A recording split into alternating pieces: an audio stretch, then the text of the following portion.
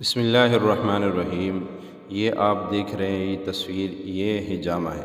حجامہ کیا ہے؟ حجامہ جو ہے یہ ایک سنت عمل ہے۔ معراج کی رات آپ صلی اللہ علیہ وسلم کو فرشتوں کے ہر گروہ نے عرض کیا کہ آپ اپنی امت کو حجامہ سے علاج کا حکم فرمائیے۔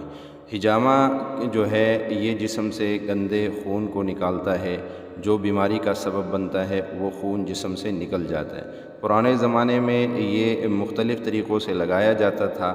آج کے دور میں جیسے جدید دور کے اندر یہ جو کپ آپ کو شیشے کے یہ پلاسٹک کے کپ نظر آ رہے ہیں، یہ چائنا سے بنے ہوئے آتے ہیں اور اس کے ذریعہ یہ حجامہ لگایا جاتا ہے۔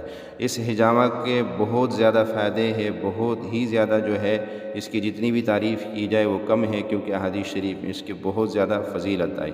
مثال کے طور پہ نظر بد کے لیے، بلڈ پریشر کے لیے، فالج کے لیے، دل کے امراض، بواسیر، جوڑوں کے امراض، گھٹنوں کا درد، کمر کا درد، معدے کے امراض، بھوک کا نہ لگنا، کھانسی، ایڑی کا درد، تھکاوٹ، خارش، ڈپریشن، کولیسٹرول، یادداشت کی کمی، الرجی، قبض، آدھے سر کا درد، گردے کی پتھری اور مردانہ کمزوری، اسی طرح پٹھوں کا کچاؤ، مثانہ کے امراض کے لیے اور نفساتی امراض کے لیے اور بے اولادی کے لیے جو ہے یہ بہت ہی زبردست اور نایاب علاج ہے۔